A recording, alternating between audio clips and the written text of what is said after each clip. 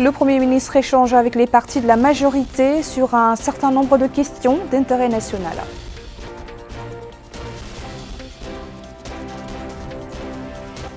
Mohamed Bilal était également ce jour dans le ministère des Affaires islamiques et des Affaires sociales pour exhorter leur personnel à davantage d'abnégation dans le travail. Le ministre de l'Équipement et des Transports à l'intérieur du pays pour s'informer sur le niveau d'avancement des projets routiers.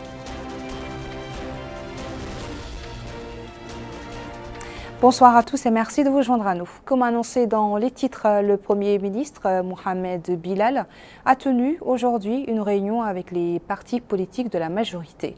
La réunion était centrée sur l'échange de points de vue autour des moyens permettant de renforcer le mécanisme de coordination et de concertation entre le gouvernement et ses partis. Les questions nationales d'importance ainsi que la nécessité d'un travail commun pour la réalisation des objectifs tracés par le président de la République dans son programme électoral en réponse aux attentes des citoyens. Les deux partis ont convenu d'intensifier les contacts, d'échanger des informations et d'organiser les rencontres à tous les niveaux.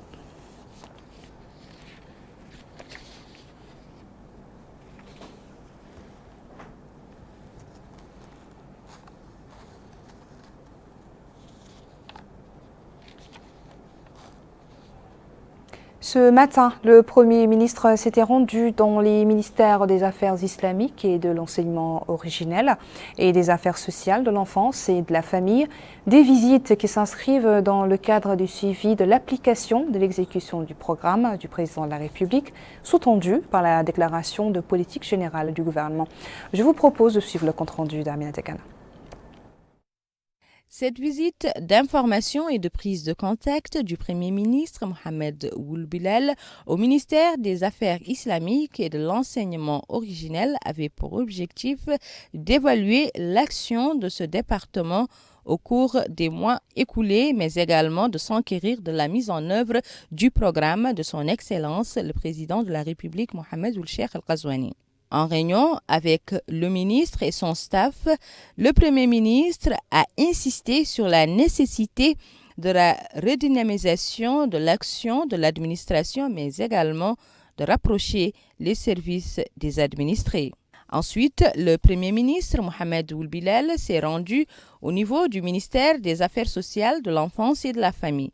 Là également, le ministre a insisté sur la nécessité du respect des horaires de travail, mais également de travailler et d'utiliser les moyens technologiques à bon escient pour en faire profiter les citoyens et pour accélérer le travail au niveau des administrations.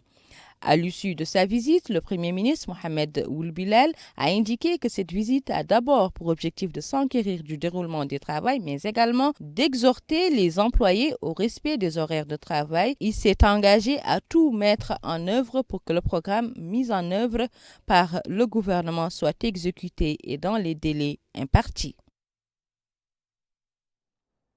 Au niveau de l'Assemblée nationale marquée par la réunion de la Commission des affaires économiques consacrée à la discussion d'un projet de loi autorisant l'adoption d'une convention de prêt pour le financement du projet d'appui au plan national de réponse anti-Covid-19 signé le 11 février 2021 entre la Mauritanie et la Banque islamique de développement. Au cours de la réunion, la Commission a suivi un exposé du ministre des Affaires économiques et de la promotion des secteurs productifs, Ousmane Mamadou Kane, portant sur divers domaines de cette convention qui vise à soutenir le gouvernement pour atténuer les effets négatifs de la pandémie Covid-19 sur les familles pauvres, avec un accès plus facile aux denrées de base distribuées gratuitement et l'appui au secteur agro-pastoral. Le ministre de l'Équipement et des Transports se trouvait aujourd'hui à Alleg dans le cadre d'une tournée d'inspection sur l'exécution de projets routiers. Mohamed Ahmedou Mhamid était hier dans la wilaya du Hod el-Sharqi, dans laquelle il s'est informé sur l'avancement des travaux d'exécution des axes Nema-Mourj et Nema-Hachemim. Mohamed Khatat. La visite du ministre de l'Équipement et des Transports, M. Mohamedou Ahmedou Mhamid, dimanche, descendant dans la wilaya du Hod el-Sharqi, notamment le réseau routier urbain dans la ville de Nema, lui a permis de constater de visu l'avancement des travaux de ce tronçon Nema-Hachimim qui est presque terminé. La rencontre du ministre avec les responsables en charge de l'exécution de ce projet sera l'occasion pour lui de donner ses instructions pour accélérer le rythme des travaux en veillant sur la qualité. Le ministre s'est arrêté au niveau du pont d'El Berge pour constater certaines insuffisances et recommander la pose de remparts en fer pour éviter des dégâts majeurs. Le ministre, qui est accompagné des autorités administratives et sécuritaires, s'en est allé ensuite visiter les travaux du pont de Matl-Akarish qui doivent démarrer dans les prochains jours et qui seront exécutés par la Société des travaux publics et de maintenance routière. La construction de ce pont est d'une grande importance pour nous, dit ce monsieur, car il aide à désenclaver la wilaya. Ce pont est d'une importance capitale car il permet l'évacuation des eaux de pluie, dit cette femme. Pour le maire d'El Mabrouk, ce pont va désenclaver Beskenou, Amourj et même le Mali, et nous saluons sa création. Le ministre de l'équipement et des transports a également visité plusieurs axes de la route de Nema, endommagés que ce soit à cause de la mauvaise qualité du travail fait ou à cause des ruissellements. Le ministre a par la suite tenu dans la maison des jeunes de Nema une réunion avec les cadres de la ville en présence des autorités administratives et sécuritaires. L'occasion pour M. Mohamedou Ahmedou Haïmid d'affirmer que l'objet de sa visite est de constater de visu l'avancement des travaux dans différents tronçons routiers de la wilaya. Et cela, dit-il, conformément aux instructions du président de la République, Mohamed Ould Cheikh Al-Ghazouani, qui tient à s'enquérir des conditions de vie des populations. Plusieurs intervenants ont pris la parole pour évoquer la nécessité de réparer et maintenir la route de l'espoir et de construire des routes entre les grandes villes de la wilaya. 31 200 doses supplémentaires du vaccin AstraZeneca ont été octroyées à notre pays dans le cadre de l'initiative mondiale COVAX.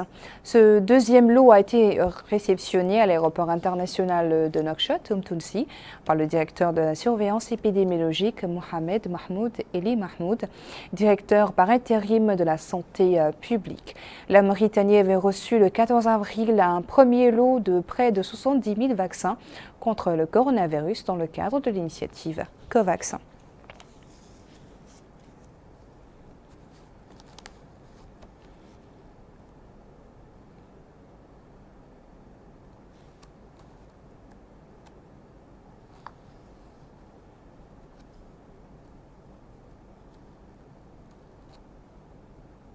La ville d'Akjouj a abrité ce lundi le lancement des travaux de l'atelier de présentation et de publication des rapports de la Commission nationale pour l'initiative de transparence dans les industries extractives.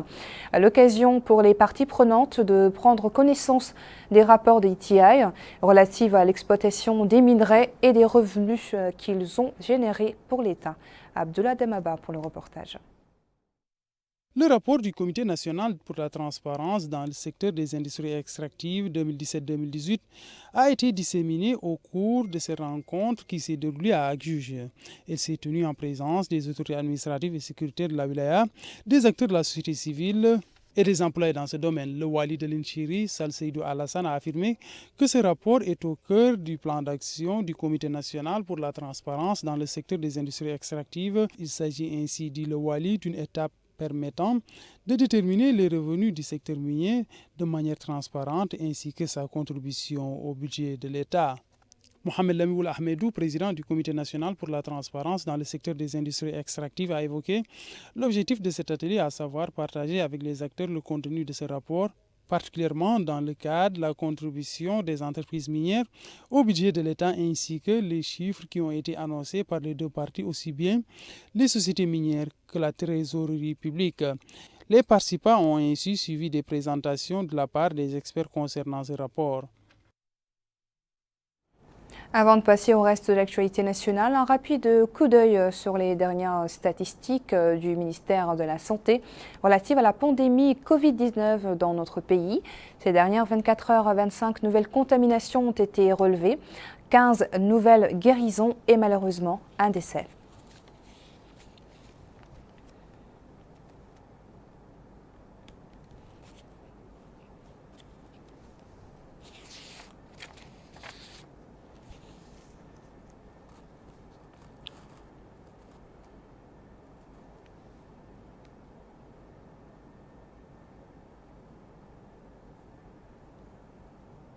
Parlons à présent de l'opération Ramadan au niveau des villes de Néma et Sidi Babi, où les produits alimentaires sont écoulés à des prix subventionnés dans les points de vente ouverts à cet effet, tandis qu'à Alleg, des dizaines de kits alimentaires ont été distribués à certains foyers démunis. Bokar Bailaba. L'opération Ramadan consiste à rendre disponibles les denrées alimentaires afin de contribuer à stabiliser les prix de produits de première nécessité les plus consommés tout au long du mois du jeûne. Une opération assurée par le commissariat à la sécurité alimentaire. À Alleg, le wali d'Ibrakna s'est informé du fonctionnement de cette opération. À cette occasion, il a été édifié sur la nature de cette opération, le niveau de la demande des citoyens, la façon dont sont traités les bénéficiaires et la qualité du service fourni. Sur place, il a exhorté les responsables de l'opération à appliquer des normes de transparence et d'équité dans la distribution de ces quantités aux citoyens. À Sidi Babi au Guidimaha, là aussi, l'opération de vente de denrées alimentaires à des prix très réduits se poursuit selon les procédures mises en place par le commissariat à la sécurité alimentaire. 4 fois par semaine, les familles démunies peuvent s'offrir un panier alimentaire. D'ailleurs, les bénéficiaires se félicitent de la mise en œuvre de cette opération. Et au niveau du CSA, l'opération s'effectue dans une parfaite organisation et la vente se déroule dans la transparence. À Néma en Hôtel Sharqi, là aussi, le CSA continue de vendre des denrées alimentaires à des prix très abordables aux familles les plus démunies. Un panier alimentaire se compose de riz, d'huile de table, de lait, de sucre et de dattes.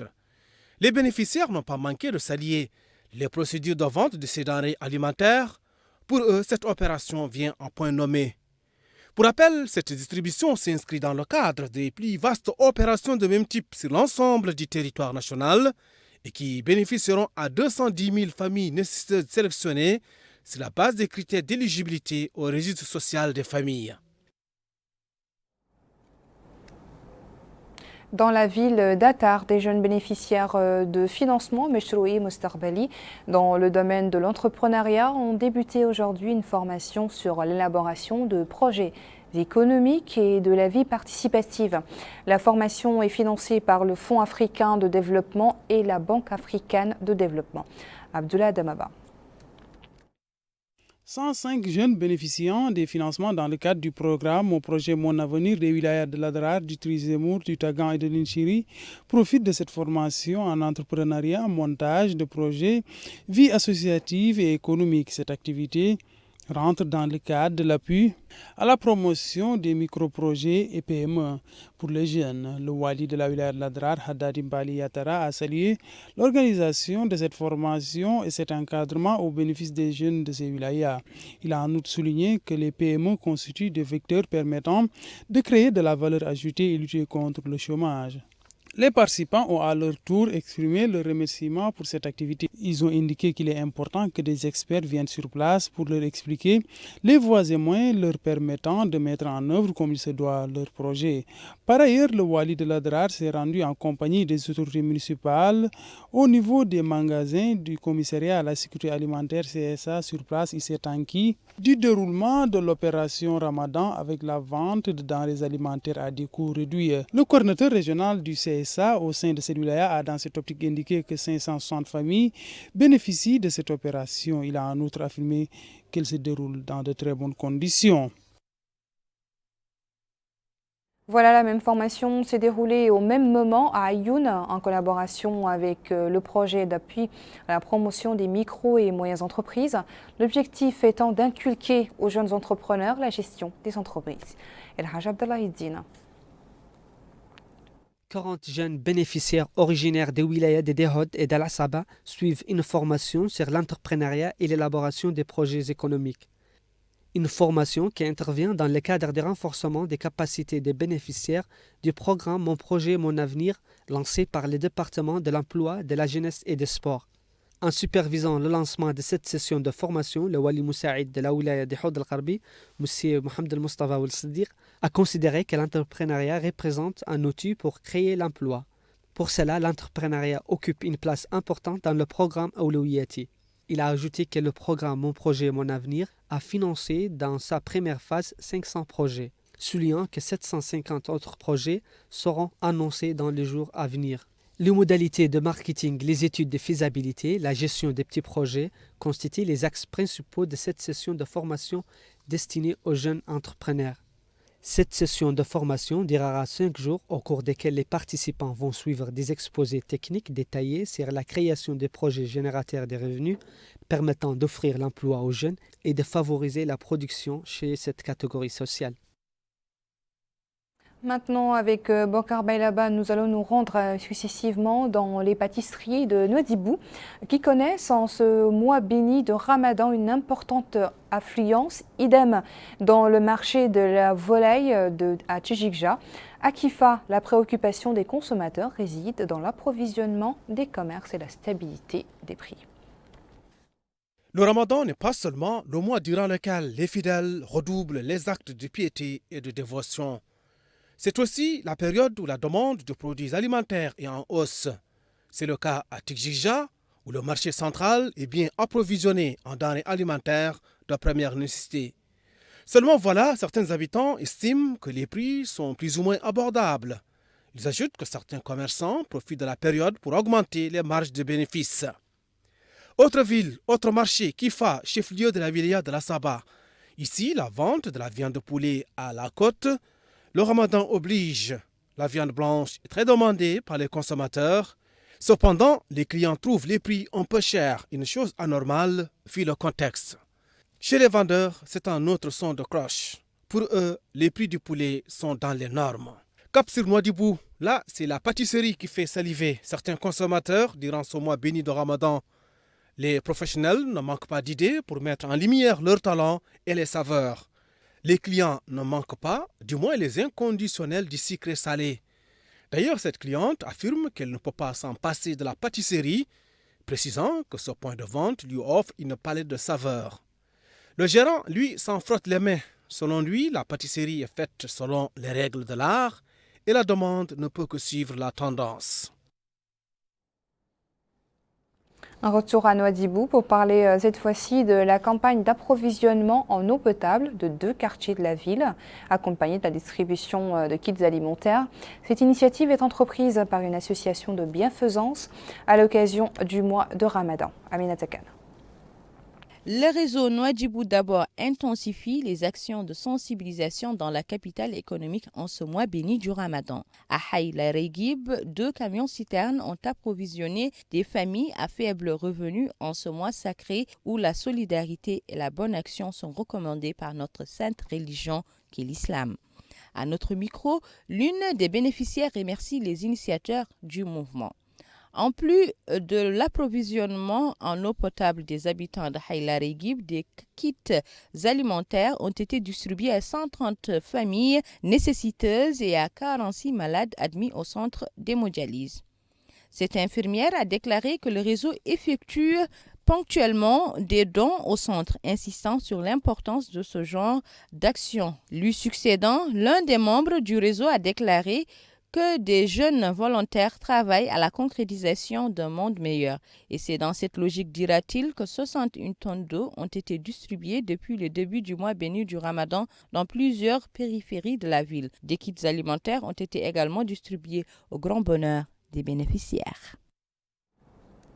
Avant de refermer ce journal, une incursion dans l'Institut d'apprentissage du Saint-Coran et de la Charia vers lequel plutôt s'orientent des jeunes filles désireuses d'acquérir des connaissances islamiques. Cet institut est logé dans la localité d'Ajouer, relevant de la wilaya de Trarza. Mohamed Khattat.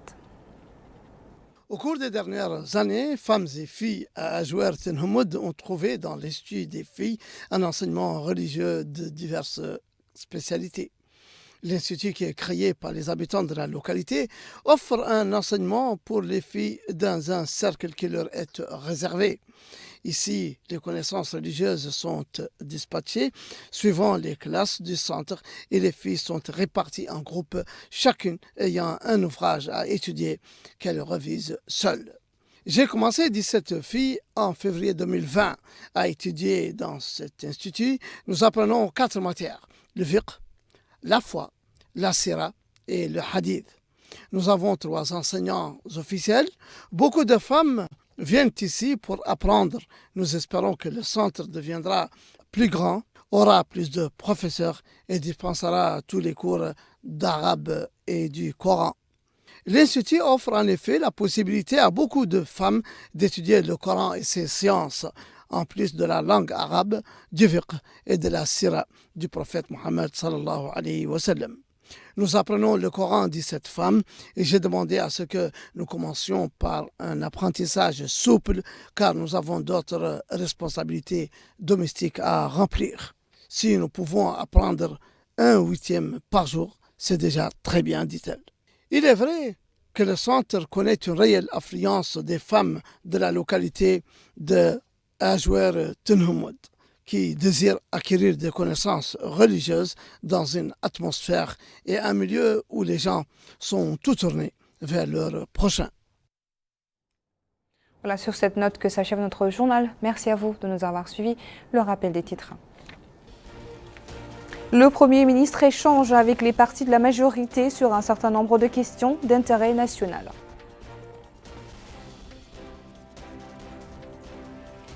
Mohamed Bilal était également ce jour dans le ministère des Affaires islamiques et des Affaires sociales pour exhorter leur personnel à davantage d'abnégation dans le travail. Le ministre de l'Équipement et des Transports à l'intérieur du pays pour s'informer sur le niveau d'avancement des projets routiers.